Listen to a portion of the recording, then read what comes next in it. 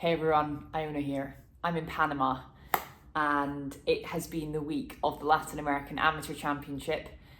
I'm in my hotel room and I love that I'm able to use my phone to film this episode for you again because I feel like I'm really bringing to life the on the road with Iona ethos, because we really are on the road together. In fact, you right now are attached to my tripod that I usually film my golf swing with to my actual suitcase in my room. Look, I can actually wheel you around. Look, woo! I've been staying in this amazing hotel room this week, which is bigger than most one-bedroom flats in London. Anyway, let me just wheel you back because I wanted to update you. This is going to be totally unedited again, so I'm just going to waffle my way through this, but I wanted to update you on my club situation because since I last posted about what clubs I have in my bag, there has been an update, I'm pleased to say. Thanks to some help from Adam Legg in St Andrews, I have managed to progress from the last update, which was this recoil dart 65 F4. Now, interestingly, Lydia Ko won on the LPGA yesterday. In fact, there were some unbelievable winners on the World Golf Tours yesterday. We had Dunlap winning as an amateur at the American Express and the PGA Tour. We had McIlroy winning for the 4th time, or if you're his dad, the 3.5 time on the DP World Tour. And then here in Panama, we had Santiago de la Fuente of Mexico winning the Latin American Amateur. He's an amateur player, guys, and he has literally just bagged himself a ticket to the Masters, the US Open, and the Open. How exciting is that? And it was such a thrilling finish. He finished birdie down 17 and 18 to beat the favourite, Omar Morales. It was so tense at the end, and I was here to do a bit of commentary and the prize presentation ceremony. So anyway, back to Lydia Ko, because I after she won, I thought I've become a total golf shaft creep, which sounds a bit wrong, but either way, I wanted to know what shaft she played with, and it turns out she does play with a 65 gram. So I just think it's so refreshing, these champions on the LPGA. It's just a reminder that she's literally one of the best golfers in the world. Not female golfers, period. And yes, women and men's games are very different. And I just think it's so important to remember that you do not have to play with heavy equipment to justify that you're a good player. Find the right equipment that works for your body, your size, your swing speeds, and bespoke to any injuries that you might have. And in my case, the wrist is an absolute priority. So I was using these 65 gram recoil shafts and they were way too light.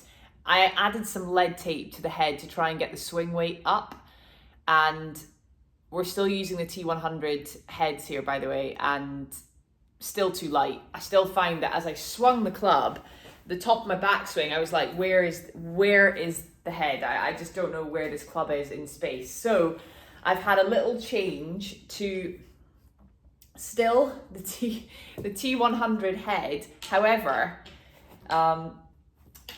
not more than the 8 iron. So I'm going to go T100 head up to the 8 iron.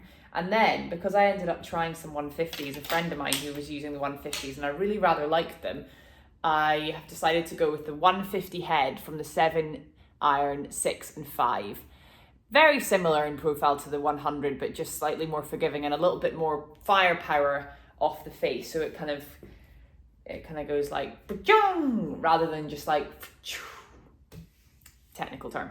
So that is what's happening, but the most important topic is the shaft. So I'm sticking with the recoil dart, but I've gone up to the 75 gram, which has been fiddled around with by Adam Legg at Ochterlony's in St Andrews to make it more like an 80. So I think it's a little bit stiffer at the tip, which hopefully overall will make it feel like an I-80, which is this shaft that has been discontinued and has turned into a mammoth quest for me to try and find something that I can replace it with. Thank you so much for all your comments about suggestions and alternatives.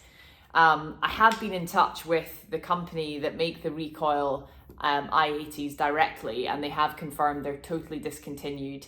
If anyone watching this video has some lying around in a loft, or a shed, or an old pro shop, I would really love to hear from you. But if I've searched on eBay and everything to try and find these shafts, and they're just not available, and from what I can tell, they won't be available in the future. So that's why I'm so keen to try and find something as an alternative. So for now, guys, I'm about to go and play in the golf day here that's taking place the Monday after the Latin American Amateur, and I'm taking with me these 75 F4 recoil shafts, and I'm going to let you know how I get on. So slight change with the heads, T100s through to the 8 iron, then we go to the 150 to get a little bit more whoosh off the face. And also in terms of the grips, just wanted to let you know what grips I use. I use the Golf Pride, and I have 2 layers of tape underneath the grip, and it's a very, very personal feel. A lot of ladies play with undersized grips, which I find leads to a lot of wrist action, and it's not good for me. And some people go all the way up to jumbo-sized grips, which can be really, really useful for taking out the back of the wrist. Some people have commented that that's what Peter Finch has done. Another successful YouTuber, Peter Finch, you probably follow him already, but I've also spoken to some pros. Kelly Slater used jumbo-sized grips, so he didn't even use grips that tapered at the bottom. They were all the same size the whole way down, which I thought was really interesting. So I'm definitely going to try some other grips, but for now I'm sticking with 2 layers of tape on the Golf Pride, underneath the Golf Pride, with the T100, T150 head, and this bit in the middle, today could be the day. I really hope that next time around I'm bringing you good news. Thanks for watching, guys. I hope that's been helpful, and I do really appreciate all the love that you're giving me and the support you're giving me on the channel. I want to just say, if you watch these videos and you enjoy them, please don't forget to actually do that quite annoying thing that you have to do, where you go and you actually click subscribe, because that is very important, so you get the notifications for when we're releasing videos, and so that we can continue to grow the channel. Okay everyone, this is me heading out to the golf course now, and I had a warm up with these irons and they felt really, really nice. Really good start, so I'm quite excited to see how this goes. I will report back at the end of this round.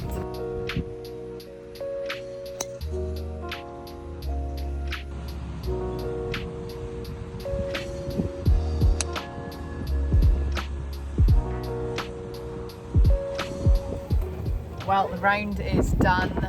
We're on our way back in, and I just finished with a birdie, clutch birdie from the fairway bunker. And I've got to say, I really, really enjoyed playing with these irons. So I think I'm going to get back home to the UK. I'm going to get on a TrackMan to check the numbers.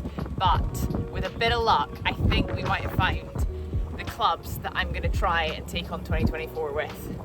Thanks so much for watching, guys. We'll see you next time around.